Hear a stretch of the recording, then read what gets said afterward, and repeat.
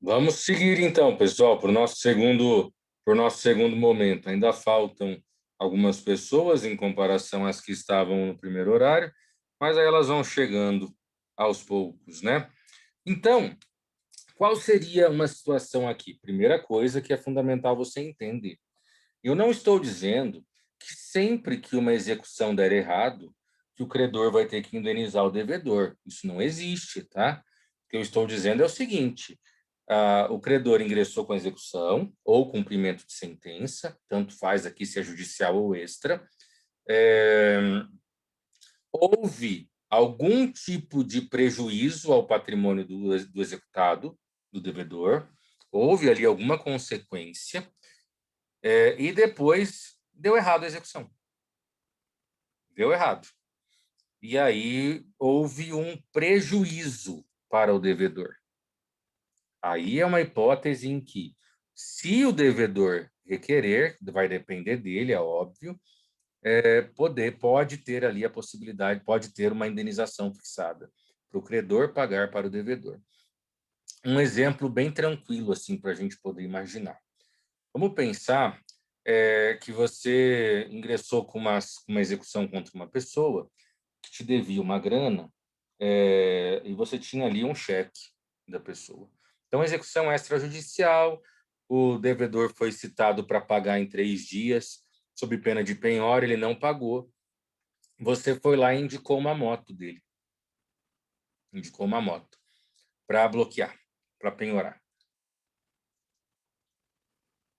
E ainda falou para o juiz, como moto é um negócio, é um bem móvel, né? É fácil dele sumir com a moto, então penhora e leva para o fórum. Primeiro assim, podia entregar para mim, ele podia falar, né? Entrega para mim. E eu fico aí de depositário, né, da moto. Fico responsável em cuidar dela. Mas se Vossa Excelência entender que não pode entregar para mim agora, deixa pelo menos no fórum. Aí não deixa com ele, porque daí ele vai dar fim na moto. E aí o juiz vai lá e defere. Autoriza o bloqueio da moto e a remoção. O oficial de justiça vai, pega a moto e leva para o pátio do fórum. E aí nisso, né, o devedor fica sem a moto. E passam-se dias, semanas, meses, e vem essa execução e é julgada.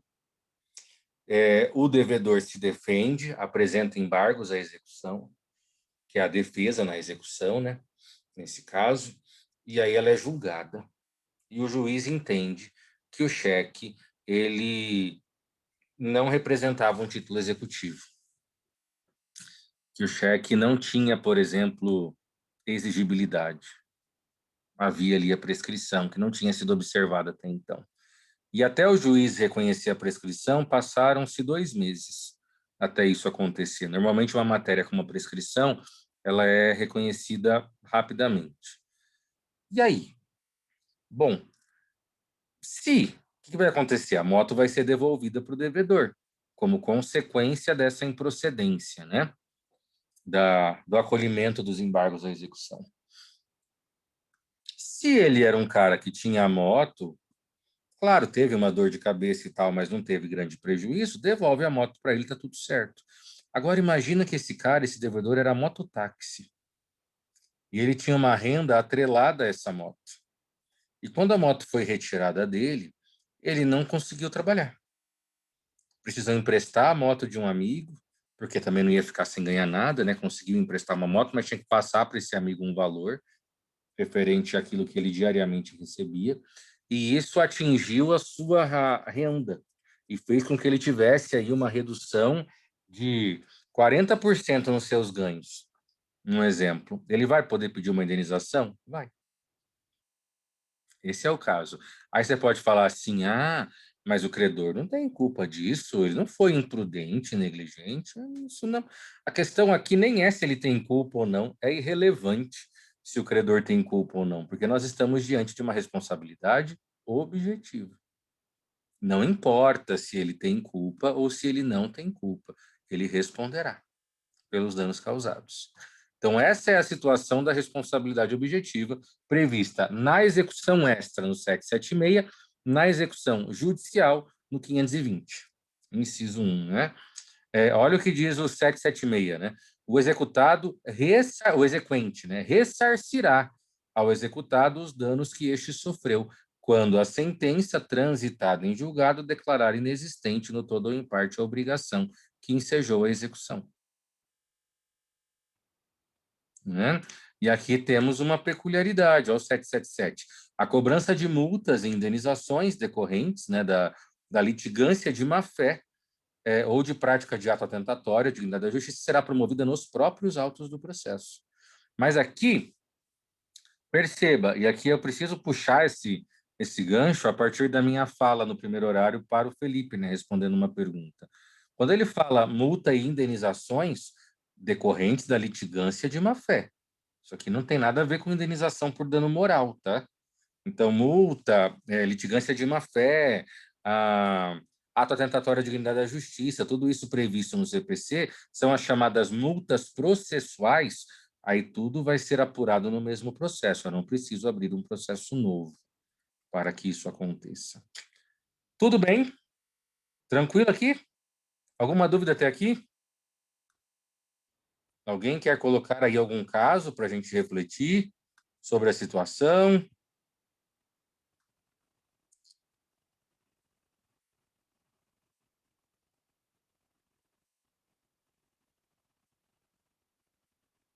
Jovem Moacir, tudo compreendido?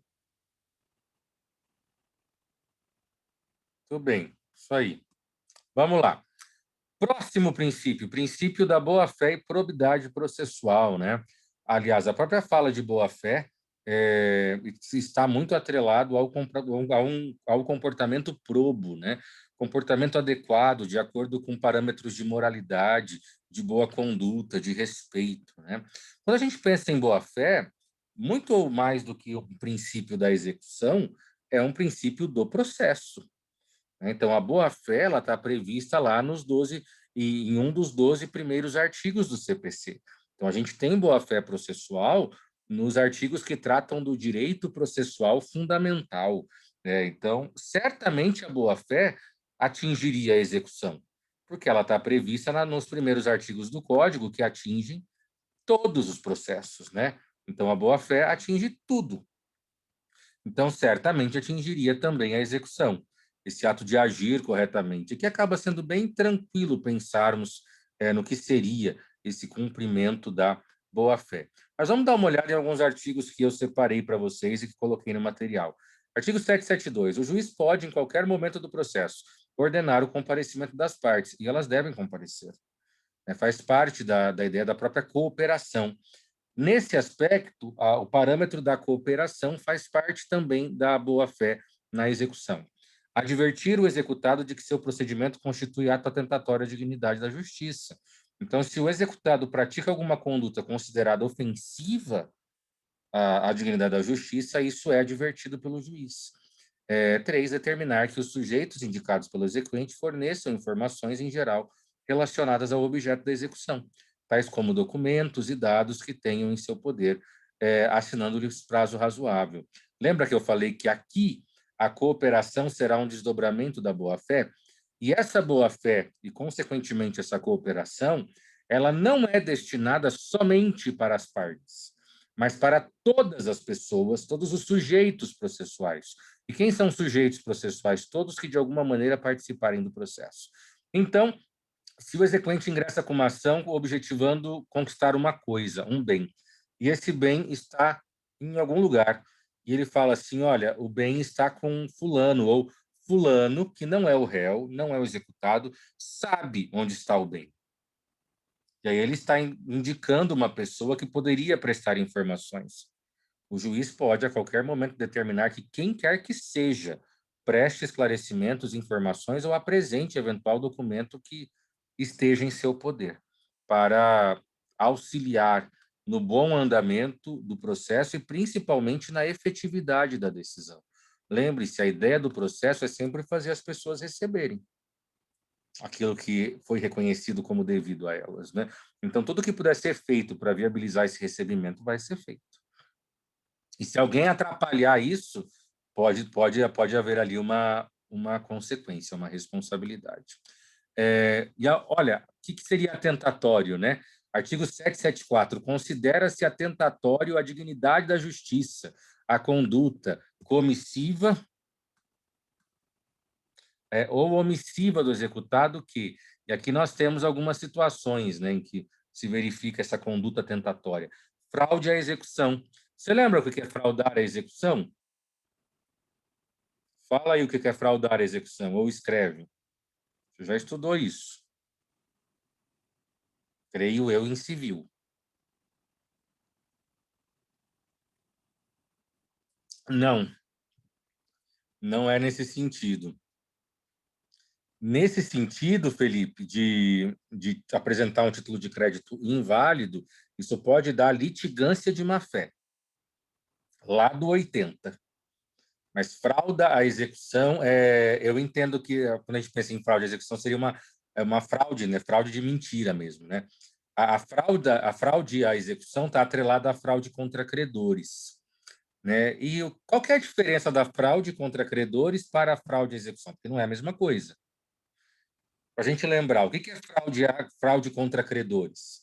A gente tem que se lembrar que se a pessoa não paga, né? Princípio da patrimonialidade, vimos semana passada. Se a pessoa não paga espontaneamente a sua obrigação, os bens dessa pessoa respondem para o pagamento da dívida. Quando que uma pessoa é insolvente? Vocês já viram e estudaram, por exemplo, no chatíssimo direito empresarial, a figura da falência, né? Você tem lá a falência, Lei 11.101 de 2005. Quando que há falência? A gente tem possibilidade de falência quando o passivo da empresa é maior do que o seu ativo, né? Então, aquilo que a empresa possui não é suficiente para pagar todas as suas dívidas. Você que é aqui da região de Araponga sabe o que está acontecendo com a Romeira, uma empresa que já foi uma potência a nível nacional, propaganda com Celso Portiolli, aquela coisa toda, a situação que a Romeira se encontra hoje, com um processo gigantesco de falência nas costas. No Brasil, pessoas físicas não entram em falência. Você tem países em que existe falência de pessoa física. No Brasil, falência não é o termo correto. Então, se uma pessoa no Brasil tem mais dívida do que tem de patrimônio, ela se encontra em um estado de insolvência. E aí nós podemos ter a fraude contra credores. A fraude contra credores acontece quando o devedor começa a se desfazer do patrimônio que ele possui, e como consequência disso,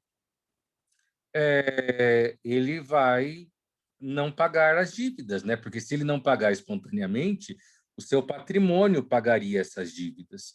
E aí, se ele está se desfazendo de tudo, provavelmente haverá um prejuízo aos credores disso, né? Então, isso é a fraude contra credores, quando o devedor se coloca em um estado de insolvência, desfazendo do seu patrimônio, deixando seus credores a ver navios. Aí a gente tem essa figura. Mas qual a diferença entre a fraude contra credores para a fraude à execução? Alguém lembra? Não sei, o Lucas quer fazer alguma pergunta, que está com o microfone aberto aí?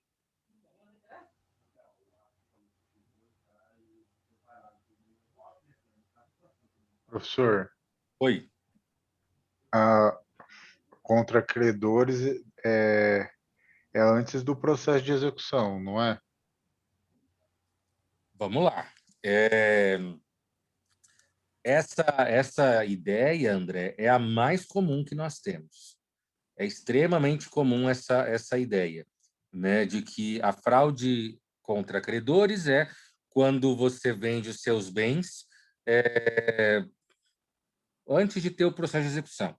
Agora, se eu tenho o processo de execução e o executado vende os seus bens durante a execução, o André também colocou isso seria fraude à execução.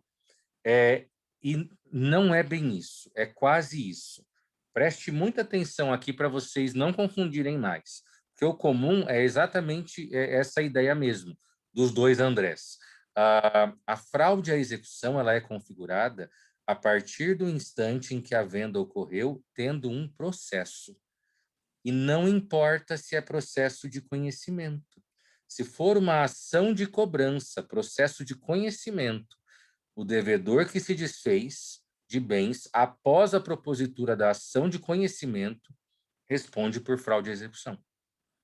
Então, a fraude à execução é a venda de bens, devedor vendendo bens, durante a existência de um processo. E aí não importa se é processo de conhecimento ou se é processo de execução. Importante, não tem problema nenhum o devedor vender bens, desde que ele tenha outros bens que garantam as suas dívidas. O problema é o devedor só começar a vender os seus bens e ficar sem nada.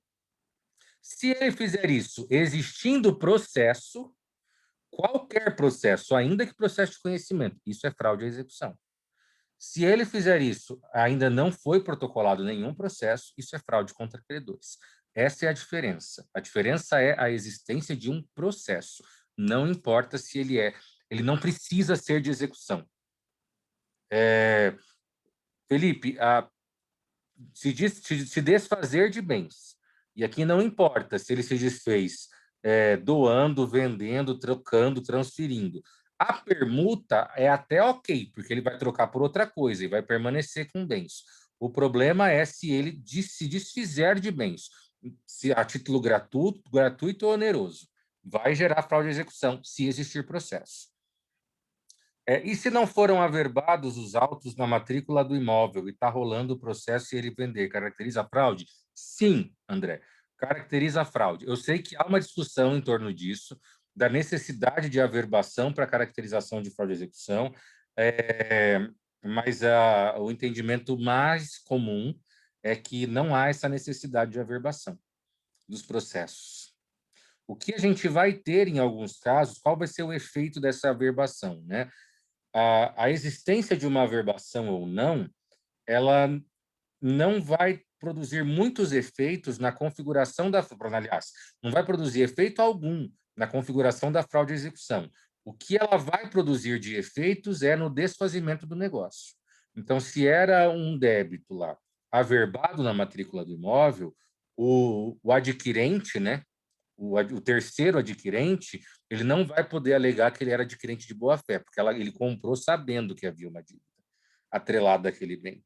Então, ele pode perder, ele pode ser o evicto, né? Perder o bem por decisão judicial. E aí, se não tinha nenhum registro, vai ficar mais fácil para esse terceiro adquirente demonstrar ou sustentar que ele é terceiro de boa-fé. E, consequentemente, é mais forte a possibilidade dele segurar o bem para ele. Tá? É nesse sentido essa averbação. Ela é muito importante, mas mais nessa situação. O evicto pode entrar com uma ação contra o devedor? Certamente. Sim. Aqui a gente tem uma situação, né, em que o evicto ele não pode perder, né, tudo. Ele perde o bem, mas automaticamente, ao perder a coisa, ele tem o direito de ser ressarcido. Ressarcido da maneira mais ampla possível, tá? Pelo valor que ele pagou, devidamente corrigido e atualizado, além do valor que ele pagou corrigido e atualizado, todos os gastos que ele teve por eventuais benfeitorias, desde que benfeitorias necessárias, tá? Lembrando que não há indenização de benfeitorias voluptuárias. Nas úteis, vai ter uma discussão, vai depender muito do magistrado, da maneira como esse processo for conduzido. E talvez até mesmo uma indenização. Sim, sempre o Felipe, né, colocou isso, essa última pergunta. Isso. Sim. Só que aí a ideia do dano moral, Felipe, poucas vezes será uma resposta objetiva, sabe? Do tipo, haverá dano moral. A gente vai poder afirmar com convicção, haverá dano moral, independente do caso concreto, em casos em que eles vão chamar, isso você deve ter visto também em responsabilidade civil, o dano in re ipsa.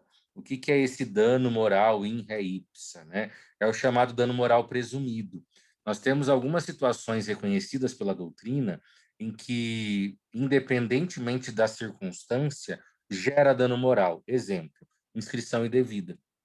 A pessoa que teve o nome negativado sem dever, ele tem direito a dano moral. Não interessa se ele se as pessoas ficaram sabendo, se isso se tornou público ou não. O simples fato de ter uma negativação indevida gera dano moral. Então, isso é uma resposta mais objetiva, mais absoluta, né?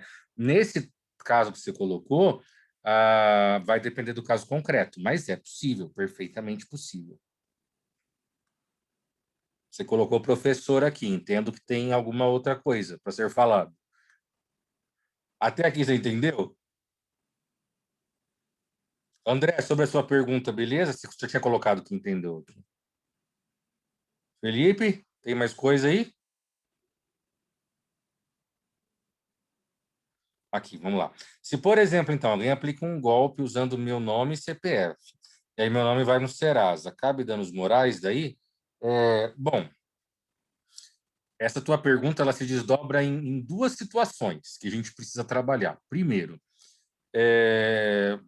se o seu nome ele foi negativado, né, Serasa SCPC, por uma dívida inexistente, você tem direito à indenização? Tem, se a dívida for inexistente. O problema vai ser se uma pessoa te aplica um golpe, usa o seu CPF, faz uma compra que existe e não faz o pagamento. Aí, assim, a dívida existe, ela só não é sua. Isso é uma outra situação. Aí a gente vai ter que analisar as circunstâncias da realização dessa dívida. Então, se foi uma dívida que se realizou, ele tendo todos os seus documentos, e passando um cartão seu, porque ele conseguiu pegar o seu cartão, porque a gente tem que pensar assim, quando a gente fala de dano moral, quem vai pagar esse dano moral? Normalmente paga o dano moral na inscrição indevida quem fez a inscrição. Agora você pensa que o cara pega o seu cartão, você ele te você é furtado, ele pega lá a sua carteira, o seu cartão de crédito, entra na internet, usa o código do seu cartão, como o código de segurança que está lá no verso, e faz uma compra online, usando o seu cartão. A empresa do qual ele fez a compra online acredita que é você, porque ele utilizou todos os seus bens. Não teve, por exemplo, aí um, um boletim de ocorrência, alguma outra coisa, porque você foi furtado, é sua função ligar na operadora de cartão e já cancelar. Mas você acabou deixando para fazer isso no dia seguinte, e nesse intervalo ele conseguiu fazer uma compra no seu nome, usando o seu cartão. A princípio, a dívida não é sua, mas a empresa vendeu um bem. Ela também não pode ficar no prejuízo de uma coisa em que ela também não tem participação nisso. Então, aí é diferente de simplesmente uma negativação por algo inexistente ou indevido. Nesse caso, ela não é devida por você, mas o débito existe. E aí, nesse caso, professor, quer dizer que eu me lasquei, eu me ferrei, além de ter sido furtado, eu fico com a dívida? O que vai acontecer? Hoje tem crescido bastante ações indenizatórias em face da pessoa que causou o seu dano. Então, por exemplo, você descobre quem foi o indivíduo que furtou. E aí você, então, processa essa pessoa. E hoje tem sido um filão de muitos advogados penalistas ingressando com ações indenizatórias em face do causador do prejuízo para a vítima. E aí você pode pedir dano moral? Pode. O problema aqui vai ser para quem você vai pedir. Você entende essa questão? Então, agora, se diante disso seu nome foi inserido indevidamente, tudo bem, você pediu uma indenização para quem inseriu. O problema foi se é uma situação de dívida existente, em uma questão em que você poderia ter evitado. Agora, é diferente se ele utilizou um cartão seu e a operadora de cartão autorizou a venda e você já tinha comunicado o cartão do furto. Aí a operadora vai ter que te indenizar. Aí é tranquilo. Então vai depender muito da situação, tá? Para quem que eu vou direcionar, beleza? Exato. Quando a gente fala de Professor, dano moral, vai depender muito do caso concreto. Oi, a Luana que estava falando? isso. Oi. No escritório que eu faço estágio, a gente está com um caso assim. Tem uma moça que ela vendeu a casa, só que não foi feita a transferência. E os IPTUs vinham no nome dela. Aí, só que quem pagou foi o nosso cliente. Só É o que comprador? levou o IPTU. Não, mas o cliente seu, ele é o comprador da casa? Isso. Tá. E daí, como ele não sabia dos IPTU, porque estava vindo no nome dela, atrasou algumas parcelas e o nome dela entrou no Serasa. Aí, depois que a prefeitura entrou para executar ela, dos títulos que estava vencida, ela entrou com danos morais contra a gente, Entendi. porque o nome dela foi para o Serasa. Uhum. No contrato de compra e venda, como que era prevista a responsabilidade pela transferência? Ai, foi um rolo. Nem foi previsto o contrato, porque ela ganhou essa casa da prefeitura e ela não quis. Aí ela Ah, que passou para legal. frente. Entendi. Tá. Eu acho que, nesse caso, Luana, tem várias coisas também que a gente tem que considerar. Mais uma vez, essa complexidade do dano moral. Vai depender muito do caso concreto e da competência argumentativa dos dois lados. Ela pode pedir dano moral? Depende. Então, independente dela ter feito na verdade, ela vendeu uma casa. Na venda de bem imóvel, tem que ter contrato escrito. Se ela fez tudo de boca, ela já começou totalmente errado. Mas, enfim, primeiro ponto é verificar como que foi previsto no contrato a responsabilidade e o momento da transferência do bem.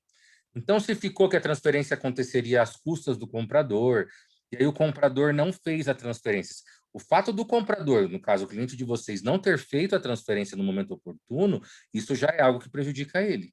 Porque se ele tivesse feito a transferência no momento oportuno, os IPTUs não continuariam vindo no nome dela, passariam a vir no nome dele, pela mera transferência. Agora, não era ainda o momento da transferência. Ainda não tinha dado o prazo para transferir, que estava no contrato, ou o contrato não previu nada sobre isso. E aí os IPTUs chegavam para ela. Bom, nós temos duas possibilidades aqui de argumentar. Primeiro, se chegava para ela o IPTU, dá para se colocar que ela, no mínimo, ela participou desse prejuízo. Porque se ela via que chegava para ela no nome dela, ela tinha que comunicar a outra parte. Então, isso é algo que dá para ser questionado e alegado. Só que tem um outro lado. Todo mundo sabe que o IPTU vem todo ano. Aí comprei uma casa, estou lá 5 anos na casa, nunca paguei um IPTU e acho que o IPTU é brinde, sabe? Então, ela também pode alegar isso. Aí vai a força e a competência do argumento. É isso que eu acho maravilhoso no direito de verdade e do processo.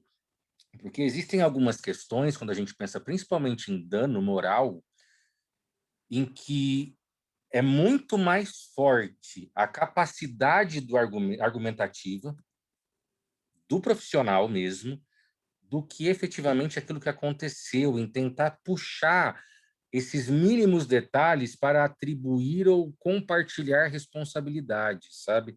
Então, nesse caso, Luana, acho muito importante você verificar qual é a competência do argumento dela na inicial, como ela trabalha isso, e na defesa do seu cliente, tentar buscar essas questões contratuais. Ah, não tem contrato, não tem contrato, ela assumiu um risco de não fazer um contrato, de não pormenorizar isso. Então, no mínimo, ela também tem uma parte, ela contribuiu para o resultado danoso, né? Aquilo que a gente estuda como culpa concorrente. Lá na apreciação da responsabilidade, porque quando vocês estudam responsabilidade civil, vocês começam a estudar lá no 927. Se você vai lá no 940, em alguma coisa, você vai ver um capítulo escrito assim, a fixação, a quantificação da indenização, né? Como chegar ao valor da indenização. E lá existem vários critérios que a gente tem que observar, e uma delas é a pessoa que está cobrando a indenização, ela participou do resultado nocivo, né? Ela contribuiu para que isso acontecesse? E aí eu trabalharia essa questão de que, poxa, ela recebeu, custava ela ter avisado, ela tem informado a pessoa, e aí trabalhando, às vezes, do cliente ser uma pessoa não simples, aí depende muito de quem é o cliente também, né? Do seu conhecimento de mundo. Tem pessoas que são muito, muito, muito simples. Isso não tem nada a ver com dinheiro, tem a ver com noção mesmo das coisas. Então, é uma circunstância, Luana, que eu acho possível ela cobrar, mas também acho possível ela não ter direito, sabe? Tem que pensar muito das circunstâncias em que aconteceu esse negócio. Entendeu? Entendi, professor. Obrigada. Nada. Então, aqui nós temos no 774 várias condutas que são consideradas atos atentatórios, né? Então, se opõe maliciosamente à execução. A gente tem tanto executado que se esconde, foge ou esconde o bem. Nossa, é um caos. Dificulta ou embaraça a realização da penhora, não deixa o oficial entrar em casa. Nossa, acontece de tudo quando a gente pensa em execução. Aqui é circo pegando fogo mesmo, quando a gente vai para o processo de execução. É muito divertido, diga-se de passagem. Vamos seguir aqui. Próximo princípio, creio que seja o último, é o princípio da disponibilidade da execução. O que é o princípio da disponibilidade? Gente, aqui é aquilo que vocês já viram lá atrás, de que direito de ação é um direito subjetivo. Ninguém é obrigado a processar ninguém. Da mesma forma que ninguém é obrigado a executar ninguém. Eu posso ter um título executivo que me beneficia e não querer executar. Ah, mas por que a pessoa não vai querer executar? Ah, sei lá. Porque ela tem dó, porque ela tem outros interesses, porque ela está com preguiça, porque ela tem condição e acha que não vale a pena. Ela não quer gastar com advogado, ela acredita que o devedor vai pagar mais cedo ou mais tarde, acredita na boa-fé, enfim, não importa. A questão é, ninguém vai ser obrigado a ingressar com uma ação de execução ou a pedir o cumprimento de sentença se assim não desejar. É o exercício subjetivo do direito de ação.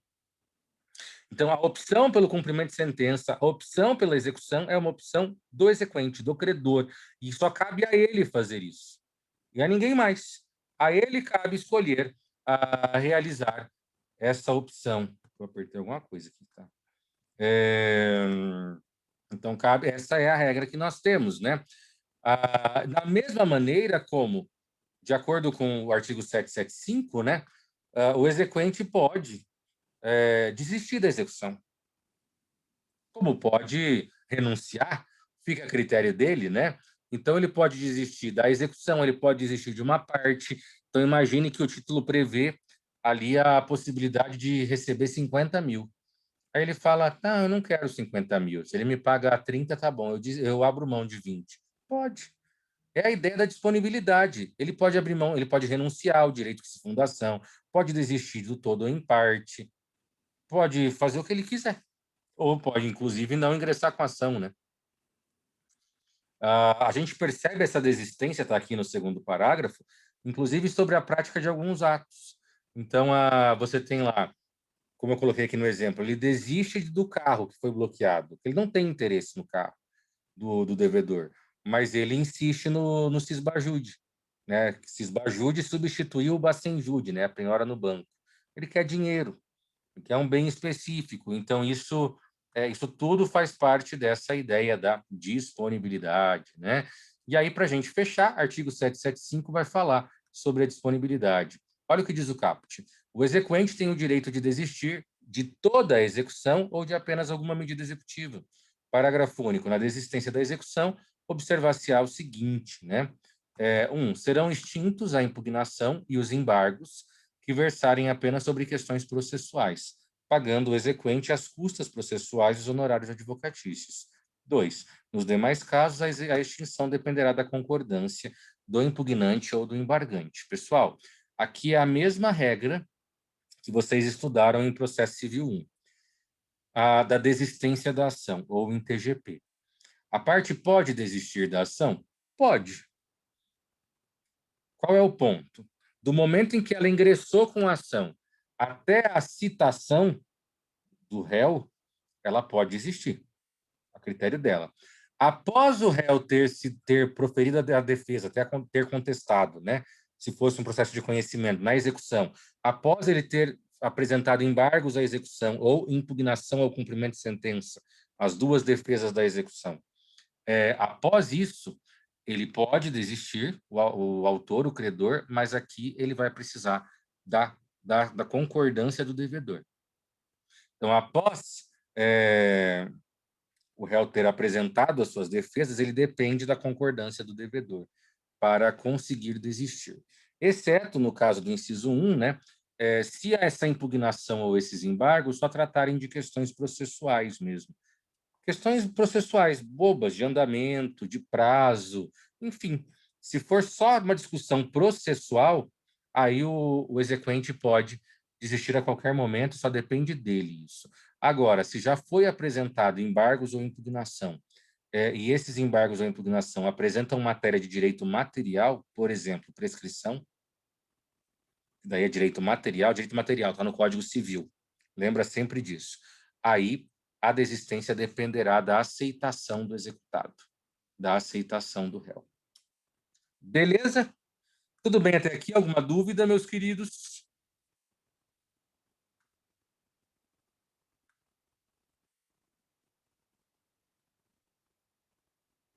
Dúvidas, dúvidas, dúvidas? Manda mensagem, criatura.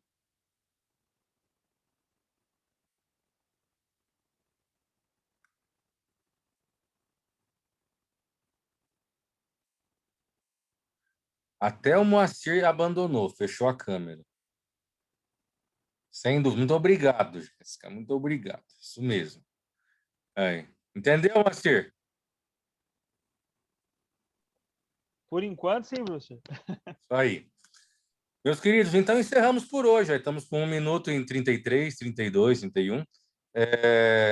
Terminamos no tempo oportuno, né? Já, daqui a pouco a gente cai.